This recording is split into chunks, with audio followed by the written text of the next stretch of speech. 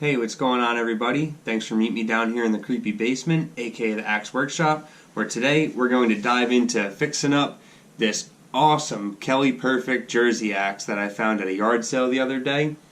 So what I'm thinking is, we're just going to start with the head, and maybe we'll do this over a couple videos so it's not too long and drawn out and boring for you guys. Alrighty guys, so today, like I said before, we're going to focus on just the axe head.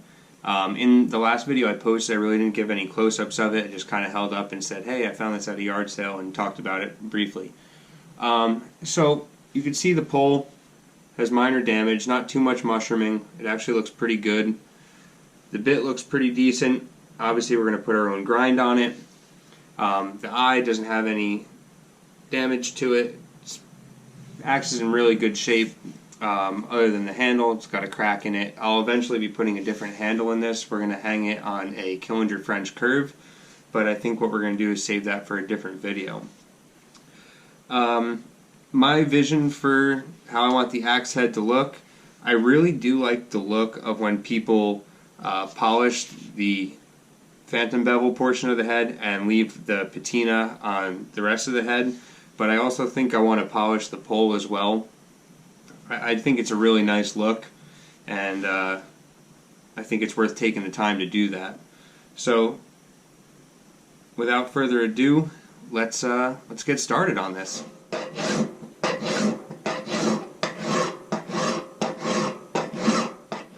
Alright, so we did some filing to the pole, took care of some of that little mushrooming. See on the back here to that side as well. Probably take a little more out of here, but it's not too bad. Yeah, maybe we'll do that. We'll take a little more out of here, but for the most part it's pretty good. I checked the pole itself for straightness, and you can see, I mean, it's pretty straight, so we're not going to have to take much material out of there. If anything, we could probably just hit this with a sanding pad and be fine.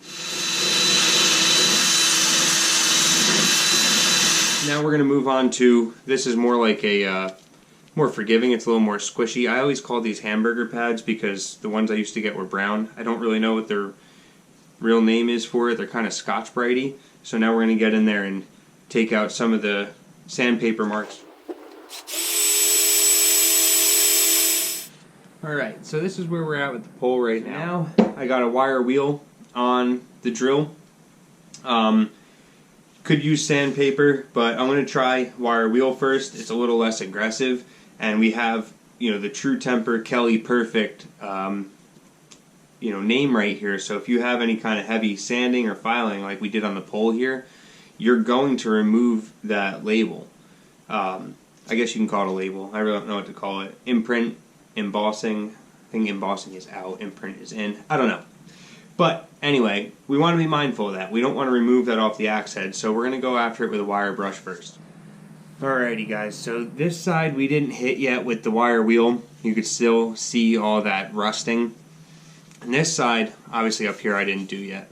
But you could see how you knock off the heavy rust and you're left with a really nice patina. It looks really, really good.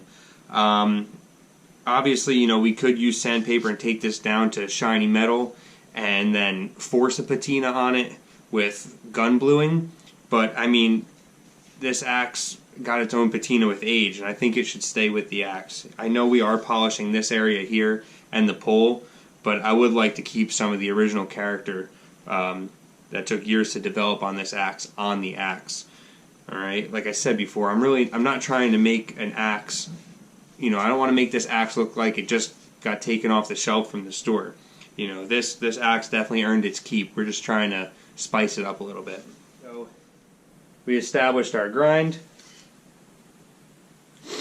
I didn't go all the way down to the absolute cutting edge yet. It's still pretty dull. I just wanted to take the cheeks back before doing the polish. In my head, I was like, well, if I'm going to be polishing this and then profiling it or taking the cheeks back, I don't want to potentially skip the file and then mess up the polish, even though after I go use it first couple times it's going to, you know, mar up the polish anyway. But for now, it'll be pretty. So I masked off the area in case I go too far with my sandpaper. I don't accidentally take that nice patina off, even though you can see I hit a little bit there earlier, but it's alright. So the idea here is I'm going to use the orbital sander. Of course you could hand sand this, but hey, we have power tools, and it won't create that much heat on the blade. So what we're going to do is we're going to start off with 80 grit, move to 180, 220, 320, and then we're going to wet sand 600 and 2000, and then we'll take a buffing wheel to polish the rest. Alrighty, so there it is with 80 grit. Alright, that's what 180 did. You can see this side of the axe has a lot of pitting. I'm imagining that's where it was, that's the side the axe was laying down in, or laying down on, wherever it was.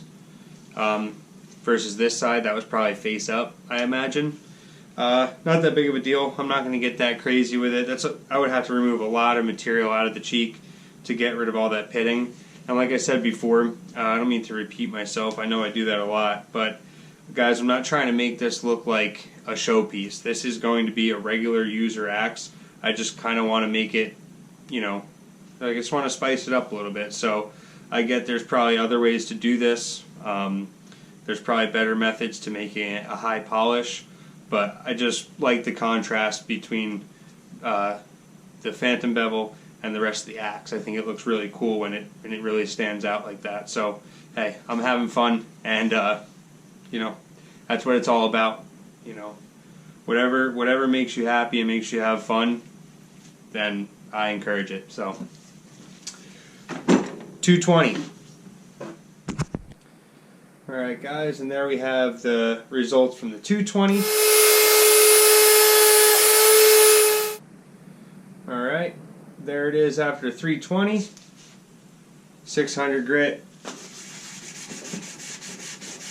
That's 600 wet sanded.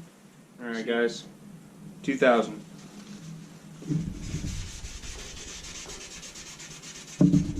Alrighty guys, so now we're going to use some of this polishing compound on just a regular polishing wheel on the drill, and give her a nice little buff and shine. Start off nice and slow so you don't fling your polishing compound everywhere. Kind of maneuver it around. And you don't want to really use high speed when you're using polishing compound, like kind of medium speed, because then you'll get it hot and you'll bake it on. Once you did that, you'll end up with like a little bit of a hazy residue. I just take a microfiber and just by hand kind of just come in there and get rid of that residue, and that's where your nice polish will come up. I mean, the buffing wheel will polish it, but if you just sit there until everything goes away, you're pretty much just going to cook it on. So you just come through here and give her a little rub with the microfiber. Just like polishing a car. Same stuff. Oh wow. That came up nice. Bet you guys can't wait to see it. You're going to have to hang tight. I didn't do the other side yet. Alright guys. I'm pretty impressed with how this came out. You ready to see it? Look at that. See if you guys can see yourself. Yep. That's you guys right there. Look at that reflection. Man, that came out really good. I'm impressed. Yeah, of course it's not perfect. It's not a full mirror.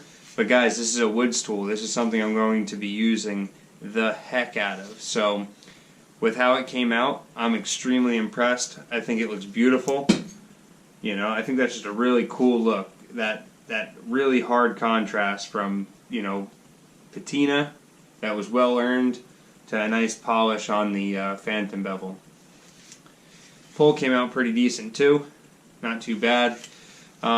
I think maybe if I spent more time sanding and doing, whatever, sure, it could have came up a lot better, but man, you guys remember how it was when we started? Just a pile of rust that we found at a garage sale. So, guys, I really appreciate you sticking around with me through this. I had a lot of fun doing this. I'm glad I did it. Let me know what you guys think. Let me know how you think it turned out, and like I said, I appreciate you guys hanging out with me throughout this. So I'm going to work on removing the head, so next time we meet up, maybe we'll get a nice sheath fitted up for it and get it hung on the handle. So by the time my hand heals up, we can go out and chop with this thing. So guys, thank you so much again for sticking around. I really hope you enjoyed the video, and we'll see you guys on the next one.